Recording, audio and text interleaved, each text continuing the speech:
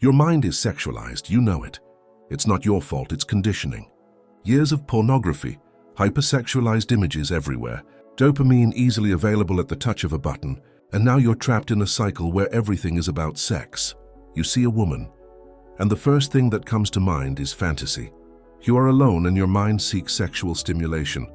You try to sleep and the thoughts return. It's exhausting. It's enslaving and you want to escape. There is another state of mind, a state where sex exists but does not dominate, where you see a woman and appreciate her beauty without reducing her to an object, where you are alone and your mind seeks creation, not masturbation, where you sleep and your dreams are neutral, unobsessed. This state is called the desexualized mind, and Carl Jung described precisely how to achieve it. The truth is cruel. It's impossible to desexualize your mind if you constantly feed it sexual content. It's impossible to clean the house by throwing garbage in it. It's impossible to empty the cup by filling it up. And most men try to do just that. They want to stop thinking about sex, but they keep watching porn even a little. They keep fantasizing even a little. They keep feeding their obsession, praying it goes away. It doesn't work. It never has. It never will. In this video, you'll discover a 30-day protocol, a step-by-step guide based on Carl Jung's depth psychology. This isn't some vague theory. It's a practical method. Each week has a specific objective, each phase specific techniques. And at the end of 30 days, if you scrupulously follow what I'm about to teach you, your mind will be clear. Not free from sexuality, but free from obsession, compulsion, mental slavery. If you're tired of being a prisoner of sexual thoughts, if you want to regain clarity and focus, if you want to look at a woman without your mind turning everything into a pornographic fantasy, stick with it. Because the next 30 days can free you from years of conditioning, but only if you apply. Knowledge without action is entertainment, and you're not here to be entertained, you're here to be liberated. Carl Jung understood something that modern psychology has forgotten. Libido isn't just sexual desire. It's psychic energy. It's the life force that can be directed into all areas of life. Sex, work, art, spirituality, the same energy in different directions. The problem isn't having libido. The problem arises when your entire libido is trapped by sexual obsession. Jung calls this the autonomous complex, a mental pattern that takes on a life of its own. You no longer control it. It controls you, thinks for you, and acts for you. And the more you feed this complex, the stronger it becomes. It's like an inner monster that you feed with pornography, fantasies and masturbation. And each time it grows until it's no longer a part of you, it is you. The sexualized mind works like this. All visual stimulation is filtered through a sexual prism. You see a woman at the gym, and your mind automatically creates a sexual scene. You're watching a movie and the romantic scene becomes a trigger. You're stuck in traffic and a billboard with a mannequin triggers obsessive thoughts. It's not a conscious choice. It's a conditioned reflex. Pavlov, but with pornography. And the worst part is, the more you try to repress these thoughts, the more they come back. Jung calls this the unconscious rebound effect. When we forcefully repress something, the unconscious mind reacts by repressing it with increased intensity. This is why not thinking about sex doesn't work. We use energy to repress, and this energy feeds the very thing we're trying to eliminate. Desexualization isn't repression. It's transmutation. It's about taking the libido trapped in the sexual circuit and redirecting it into other circuits: creativity, work, physical exercise, spirituality. Jung taught that libido is like water. If you block a river with a dam, the water stagnates and rots. But if you create channels, the water flows where you direct it. Desexualization is about creating new channels.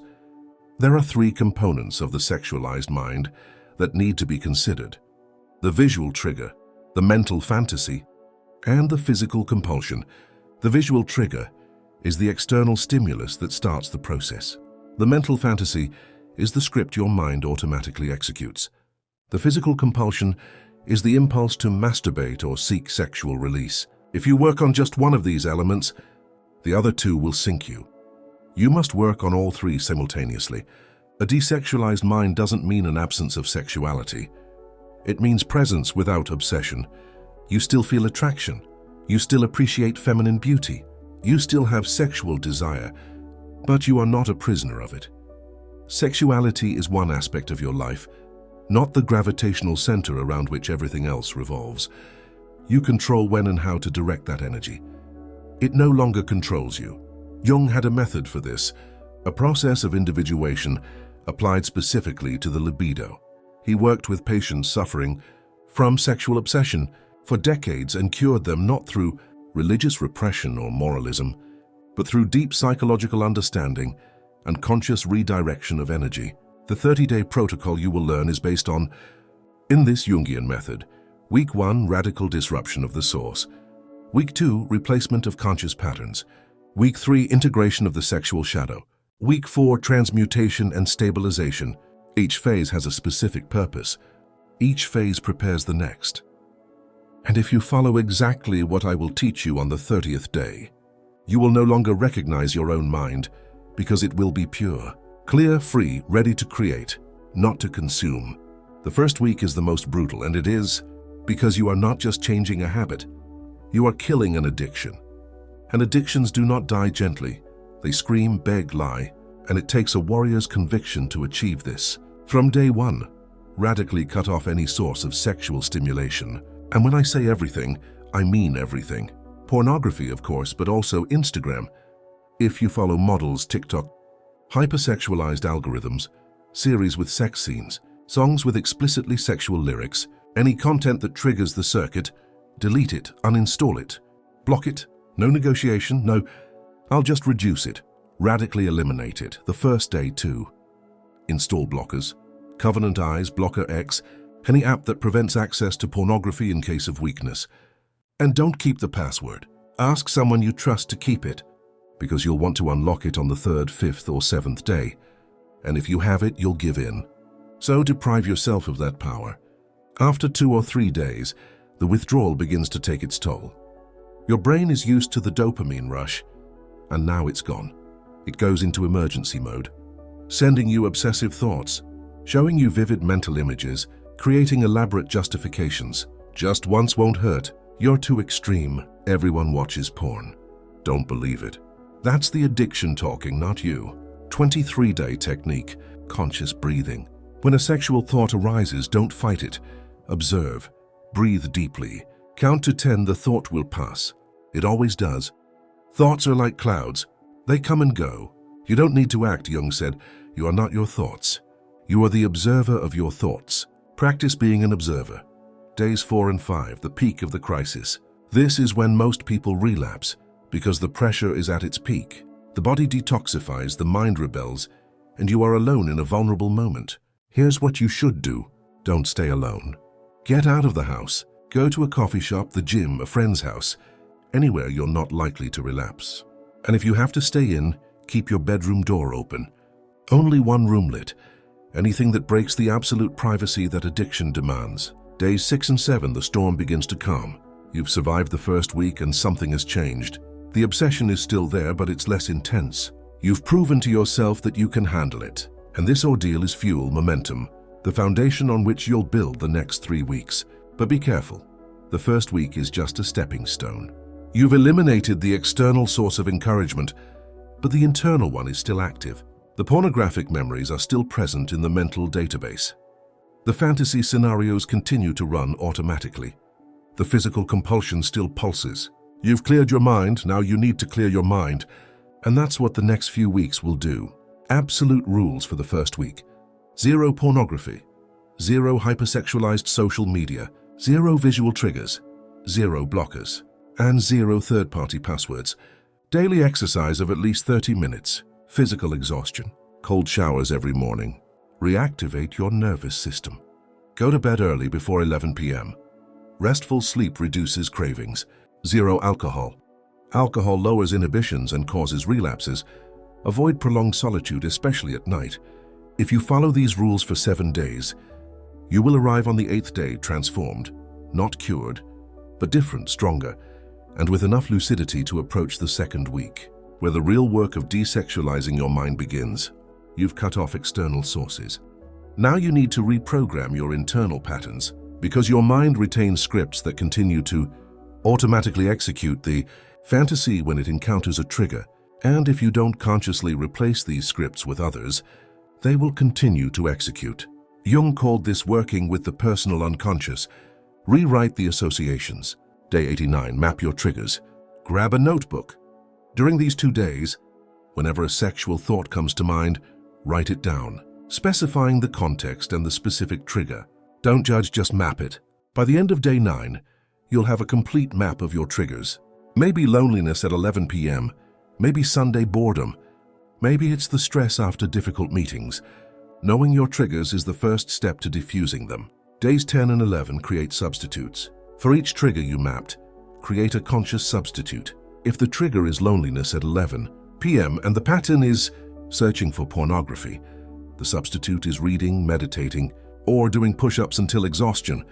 If the trigger is the sight of an attractive woman and the pattern is fantasy, the alternative is to appreciate beauty without viewing it as an object, by looking away and immediately focusing on something else. Jung taught the technique of active imagination. When a compulsive sexual thought arises, don't repress it. Talk to it, ask yourself, why are you here? What do you really want? Most of the time, sexual thoughts mask another need. Loneliness, boredom, anxiety.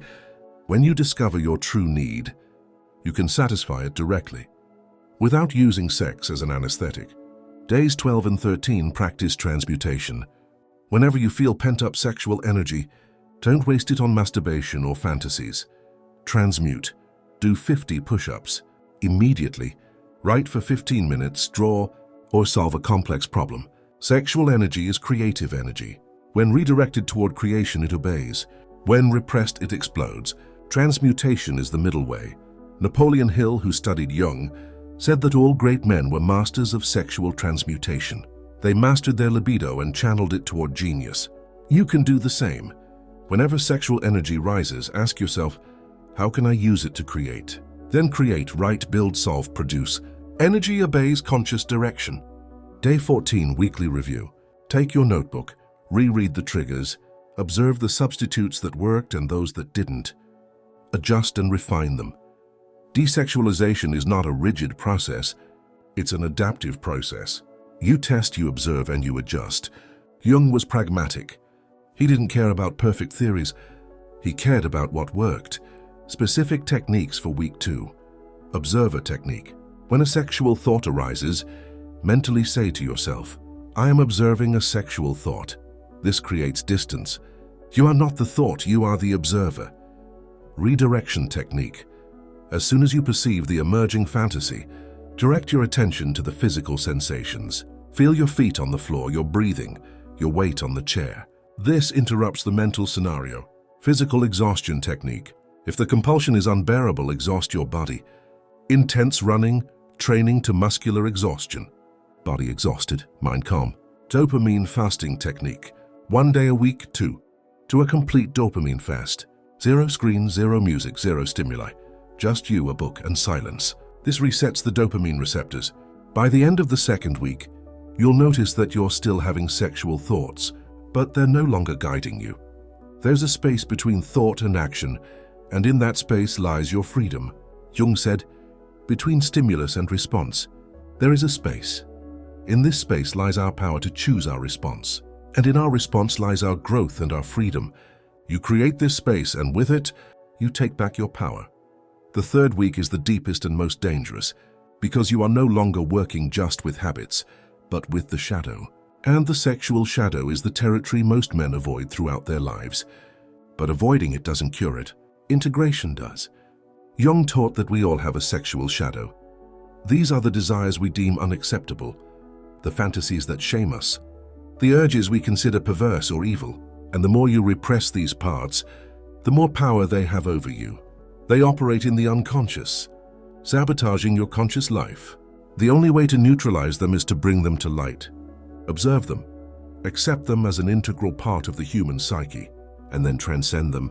Days 15-16, mapping the sexual shadow. This is a difficult but necessary exercise. Grab a notebook. Write down without judgment all the sexual fantasies you are ashamed to admit, all the urges you consider unhealthy, all the obsessions you hide, even from yourself. You don't have to reveal them to anyone.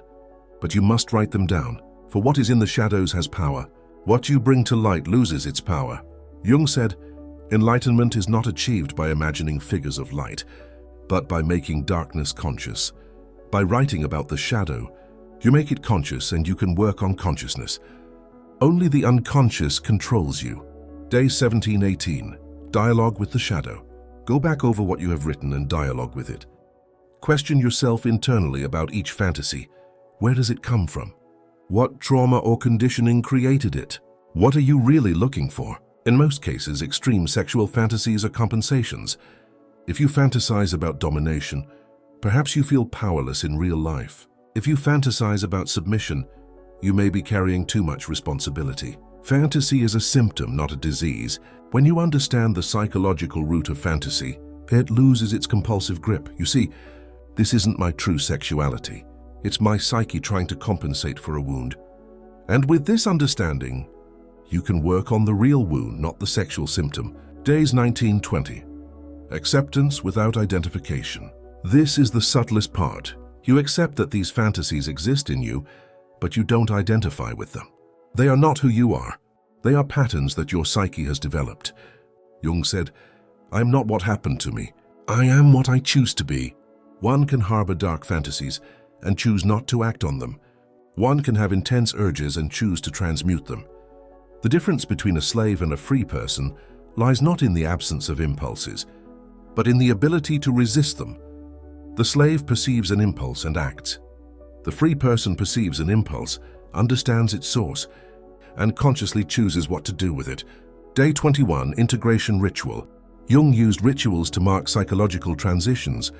On the 21st, perform a simple but powerful ritual. Take what you wrote about your sexual shadow, read it over one last time, and then literally set it on fire. As it burns, mentally say, I saw you, I understood you, but you no longer control me. Fire symbolizes transmutation. What was dense becomes light. What was shadow is integrated. After the ritual, you will feel something different. A lightness, as if a weight you have carried for years has been lifted. Why? You have not killed the shadow, you have integrated it. And the integrated shadow becomes an ally, a source of power, not sabotage. Rules for the 3rd week. Absolute honesty with yourself. Zero judgment. Write daily. Write on paper, not mentally. Don't share this process with just anyone, but only with a Jungian therapist if you have one. Continue all the practices from the previous weeks. Increase the meditation time to 20 minutes per day. You need more inner space. By the end of the 3rd week, you're a different person, having faced what most men avoid their entire lives, and you've survived. Furthermore, you've transformed and are now ready for the final phase, stabilization. The final week is no longer about fighting, but about stabilizing. You have cut off the sources, reprogrammed the patterns, and integrated the shadow. Now you must consolidate, transform desexualization into a permanent identity. Because if you don't stabilize, you will regress. The mind seeks the familiar. And the familiar for you has always been a sexual obsession. You must create something new. Days 22-23. Create a new routine. Desexualization must become automatic. An automatism is born from a constant routine. Structure your day so there's no downtime, because that's when sexual obsession sets in. Wake up at the same time. Exercise in the morning. Focus on your work. Create in the afternoon, read in the evening, and sleep before 11 p.m. Routine isn't a prison, it's freedom, because you no longer have to decide what to do every moment. Routine has already decided that. Days 24 and 25. Endurance test. Intentionally expose yourself to situations that would otherwise be triggering. Go to the beach, the mall, watch a movie with romantic, non-sexually explicit scenes, and observe your mind. Is it still reacting? Yes, but are you reacting to the reaction? There is no stimulus. There is the initial reaction, but there is no compulsion. You see it, you feel it, and you decide not to act. This is freedom. Jung said that you only overcome a challenge when you can be in its presence without being controlled by it. A recovered alcoholic doesn't need to live without alcohol in the refrigerator to avoid drinking. They can have alcohol available and choose not to drink. The same goes for sexualization. You don't need to live in a bubble without women or images, to avoid becoming obsessed. You must be able to be in the real world and keep your mind clear. Day 267, practice sublimation. Sublimation is the Guyanese term for higher transmutation. It involves taking sexual energy and transforming it into art, work, and service. During these 2 days, create something, whatever it may be. Write a text, compose a song, build something with your hands, paint, draw. Creating with retained energy demonstrates that you have mastered transmutation. You're not just holding energy, you're using it. Days 28 and 29, complete review. Take the notebook you've been using for the past 4 weeks. Reread it from day 1 to this point. Observe where you were. Observe where you are. The difference will be striking. On day 1, you were a slave to your sexual thoughts. On day 28, you are observing them. On day 1, you had no control. On day 28, you have a choice, and choice is power. Write yourself a letter from the you of day 28 to the you of day 1. Tell your past self, you will make it. It will be hard, but you will. Then, write a second letter from the 28th to the future self. Hold on to what you have accomplished. Don't look back. You know the cost and you know it's not worth it. Day 30, celebration and commitment. You've completed 30 days without pornography, 30 days of mental reprogramming, 30 days of shadow integration, 30 days of energetic transmutation. You're not the same anymore. Your mind is not the same anymore. And now you have a choice. Go back or continue. In reality, 30 days have desexualized your mind, but they haven't permanently immunized it. If you return to your old habits, sexualization returns. Perhaps more slowly than before, but it returns. Desexualization is not an end in itself. It is a daily practice. Jung said that individuation is not a goal you achieve. It is something you live every day, every hour, with every decision. On the 30th, make a commitment, not a vague emotional commitment, but a concrete structural one. I will maintain the blocks, the routine, the transmutation, the observation of thoughts, the space between stimulus and response. I will live as a free man, not as a slave. And when you feel temptation return, you will not relapse. You will return to this protocol. From day 1 again, radical cutting, replacement, integration, stabilization, as many times as necessary, until desexualization ceases to be an effort to become an identity. Congratulations. You've got your mind back. Now maintain it. You've completed the 30 days. Your mind is clearer than it's been in years, even decades. But now comes the real challenge, maintaining it. Because most guys can make it through the 30 days and then relax. I've done that before. I can relax a little. And then, little by little, the old patterns come back. Instagram comes back. The fantasy returns, and within weeks they're back where they started. Don't be that man. Desexualization isn't a sprint, it's a marathon. It's a way of life. And Jung had specific strategies for maintaining sexuality long-term.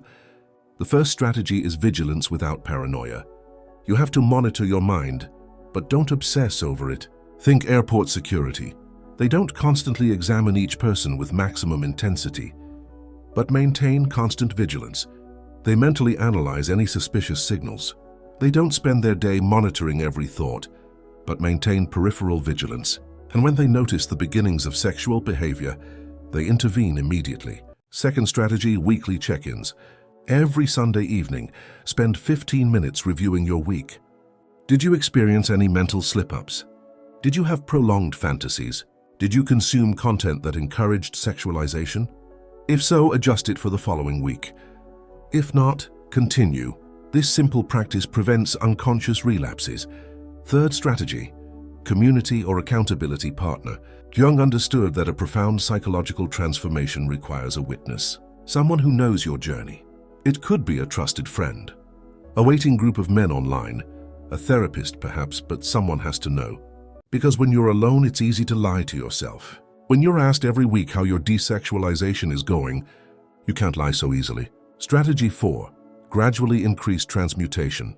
In the first 30 days, you learn to transmute sexual energy into other activities. Now you'll perfect this technique. Consider one area of your life, work, art, sports, spirituality, and channel all your accumulated sexual energy there. If you chose work, give yourself the gift of creating professional value. If you chose art, produce like never before. If you chose sports, Train with an intensity never before achieved. Sexual energy is rocket fuel. Use it. Fifth strategy, accept the waves. There will be weeks when desexualizing is easy, and others when it seems impossible. Jung called these psychic cycles. Don't fight them, accept the difficult moments, and when they arise, return to the basics. Eliminate the sources, replace the patterns. Fifth strategy, accept the waves. There will be weeks when desexualization is easy, and others when it seems impossible. Jung called these psychic cycles. Don't fight them, accept the difficult moments, and when they arise, get back to basics. Cut off sources, replace patterns, transmute physically. Cycles pass, they always do. You just have to avoid relapses while they last. Strategy 6. Evolve your relationship in a feminine way. One of the most significant effects of desexualizing for 30 days is that your view of women changes. You stop automatically objectifying them. You start to see them as whole human beings, not sex objects. And this transforms your relationships.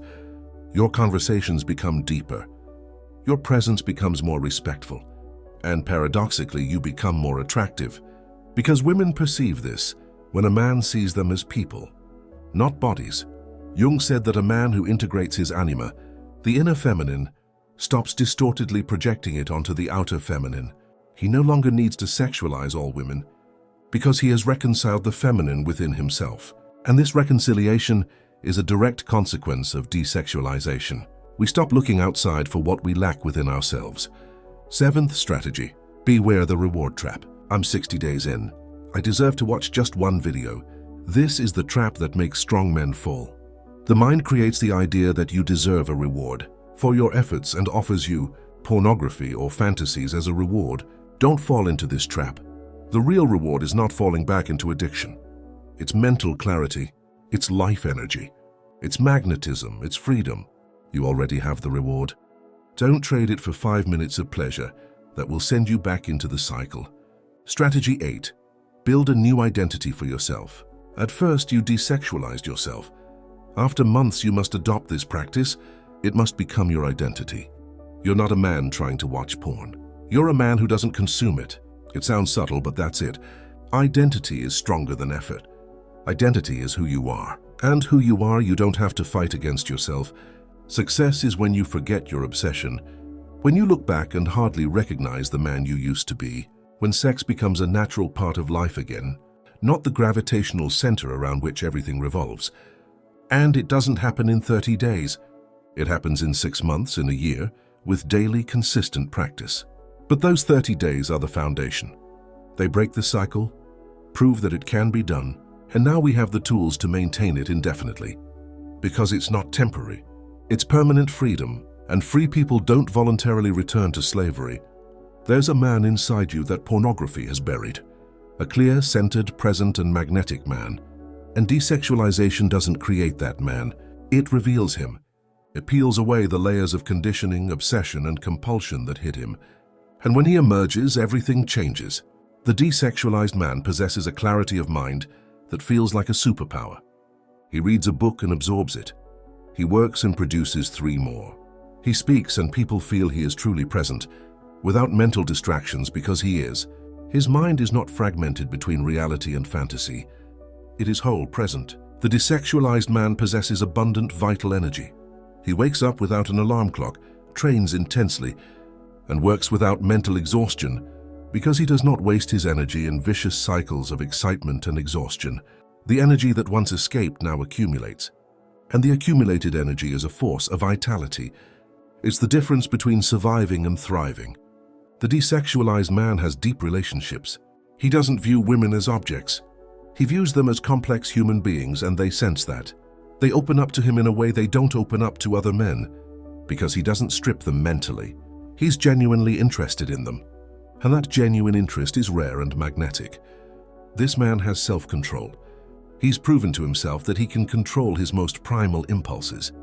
And if he can control everything: anger, fear, laziness, gluttony. All other vices seem insignificant compared to the sexual vice he controls. And that confidence shines through. We see a warrior, someone who has overcome inner battles, someone who has been tested, someone strong. The desexualized man possesses explosive creativity. Jung understood that repressed libido corrupts, but transmuted libido creates. Artists know this. Tesla knew it. Da Vinci knew it.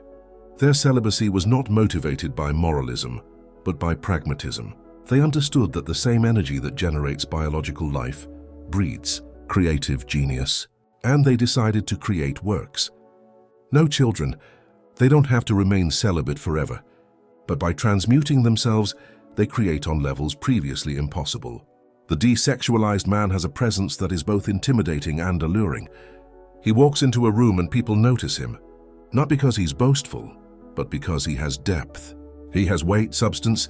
In a world of scattered, fragmented men addicted to easy dopamine, a complete man is an anomaly, and anomalies attract attention, but the deepest transformation is internal.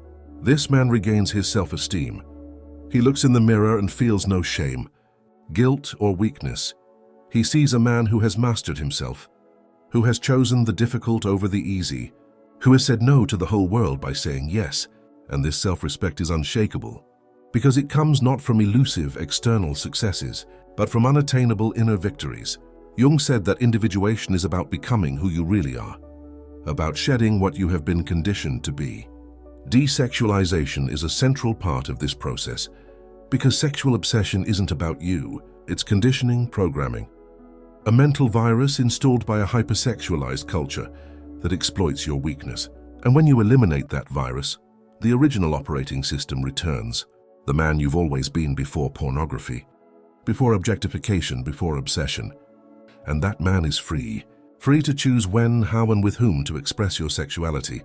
Free to devote your energy to what truly matters. Free to live without invisible chains. And freedom, true inner freedom, is the most precious possession a man can possess. You began this protocol as a slave. You end it as a king, king of your own inner kingdom. And a king cannot be deposed by outside forces, for his throne is not in the world but in the mind, and you have finally reclaimed it. Desexualization is not the end of the road. It is the beginning. Now, with a clear mind and vital energy, you can build the life you have always dreamed of, but never had the energy to create. Now you can and you will. Welcome back. The real man has been waiting for you. You have just been dealt the full map. 30 days to desexualize your mind. Week 1. Radically cut off sources. Week 2. Consciously replace patterns. Week 3. Integrate the sexual shadow. Week 4. Transmutation and stabilization. Each phase has a purpose. Each technique has been tested. Each strategy works if you follow the instructions carefully. But knowledge without action is just entertainment. And you didn't watch this video to be entertained. You watched it because you're tired. Tired of living trapped by sexual thoughts. Tired of wasting your energy in vicious cycles. Tired of looking in the mirror and seeing a weak man, distracted and dominated by his impulses. And now you have a choice. You can close this video and continue like this, or start tomorrow from day 1. A radical break. Blocks in place, a structured routine, a total commitment. 30 days that can change the next 30 years of your life. The question isn't whether you can do it, but whether you really want to. Because this protocol works, but it demands everything from you. It requires unflinching honesty, daily discipline, and acceptance of certain aspects of yourself that you've avoided your entire life. It's not easy, but it is liberating. And freedom comes at a price. If this video touched your core, if you felt that these words were addressed to the man you truly are, not just the man you've become, then do 3 things right now. First, subscribe to the channel, as this is just one path among many. Deeper understanding, more protocols, more truths about transmutation, inner mastery, and masculine awakening await you. This channel is for men seeking true freedom, not comfortable illusions, and you are one of them. Then leave a comment and write, on day 1, publicly declare that you're going to start, that you'll follow the 30-day protocol, and that you won't give up. This declaration is powerful. It's a pact with yourself and with other men on the same path. Write it down now on day 1. Third, share this video with a man who's stuck, with that friend who's living in a rut, with that brother who, struggles with pornography, but doesn't talk about it. To that knowledge that needs to know there is a way out. Send it to them, for those who are ready will appreciate it, and you can be the catalyst for their transformation. 30 days, one mind, total freedom. Are you ready? Then begin tomorrow, the first day of this transmutation.